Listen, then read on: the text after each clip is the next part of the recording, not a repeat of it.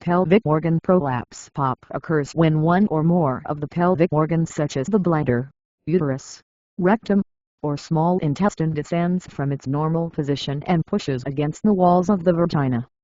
This condition results from weakening or damage to the muscles and connective tissues that support the pelvic organs, often due to factors such as childbirth, aging, or chronic pressure in the abdomen.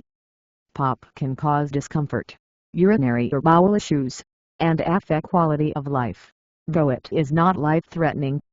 Types of pelvic organ prolapse. There are several types of prolapse, depending on the organ involved. Cystocele bladder prolapse. The bladder drops and bulges into the front wall of the vagina, often causing urinary symptoms. Retrocele rectal prolapse. The rectum presses against the back wall of the vagina, which may cause difficulty with bowel movements. Uterine prolapse. The uterus descends into the vaginal pineal, often seen in women who have had multiple vaginal deliveries. Enterocele small bowel prolapse. Part of the small intestine pushes down between the vagina and rectum. Vaginal vault prolapse. Occurs in women who have had a hysterectomy, where the top of the vagina loses support and collapses. Causes and risk factors. The main causes of pelvic organ prolapse are conditions or activities that place prolonged pressure on the pelvic floor or weaken its supportive tissues. Common causes and risk factors include childbirth, vaginal deliveries, especially multiple or traumatic births, are the most common cause due to stretching or tearing of pelvic floor muscles. Aging and menopause. With age, muscles and tissues naturally weaken. Decreased estrogen levels after menopause further reduce tissue elasticity and strength. Chronic pressure, chronic coughing, obesity, constipation, or heavy lifting can put consistent pressure on the pelvic floor. Genetics.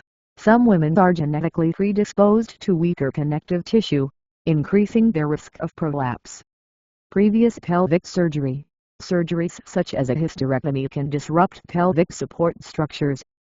Symptoms. Symptoms of POP vary depending on the severity and the organ involved but may include vaginal bulging or pressure, feeling of a bulge or fullness in the vagina. Sometimes, a bulge may be visible. Pelvic or lower back pain, general pelvic discomfort or aching. Urinary symptoms. Urinary incontinence, frequent urination, urgency, or difficulty starting urination. Bladder prolapse may lead to incomplete emptying. Bowel symptoms, constipation, straining, or a sensation of incomplete evacuation due to rectal prolapse. Sexual dysfunction, discomfort or pain during intercourse. Dyspareunia. Worsening symptoms when standing.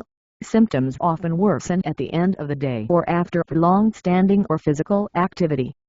Diagnosis. Diagnosis of POP involves a thorough pelvic examination by a healthcare provider to determine the type and extent of prolapse. Diagnostic methods include physical examination. The provider will perform a pelvic exam, often asking the patient to bear down to observe prolapse. They may also perform a rectal exam if symptoms indicate retrocele. Imaging tests. Ultrasound or MRI can provide detailed images of pelvic organs and help assess the prolapse. Urodynamic testing for urinary symptoms. This test measures bladder function and is used if there are significant urinary symptoms. Cystoscopy. A procedure where a thin tube with a camera is inserted into the bladder to evaluate if bladder issues are present.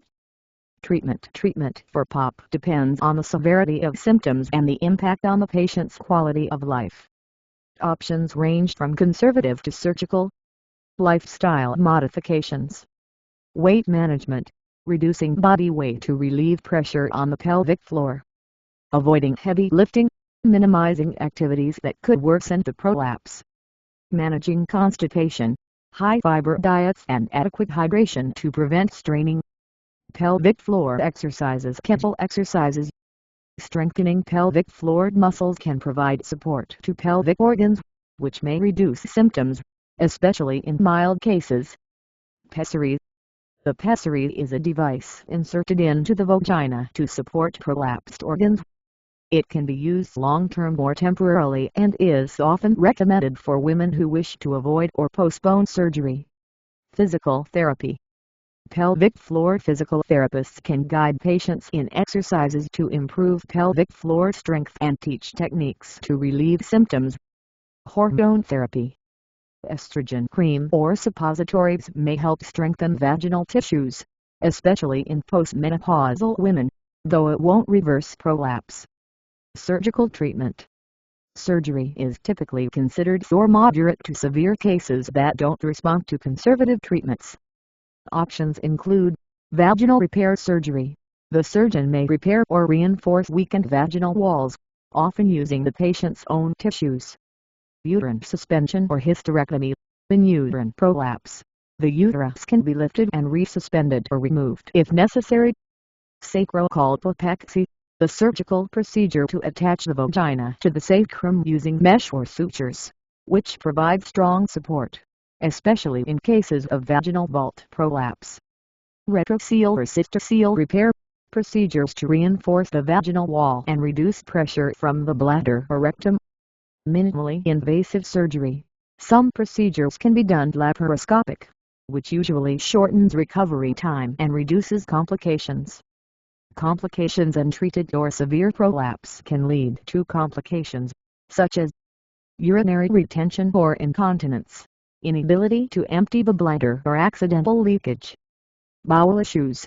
Difficulty with bowel movements, which can lead to constipation or fecal incontinence. Infections. Increased risk of urinary tract infections, UTIs, due to incomplete bladder emptying. Sexual dysfunction. Persistent discomfort or pain during intercourse. Prevention. While not all cases of POP are preventable, certain steps can reduce the risk. Pelvic floor exercises. Regular careful exercises can strengthen pelvic floor muscles, particularly beneficial during pregnancy and postpartum. Avoid chronic straining.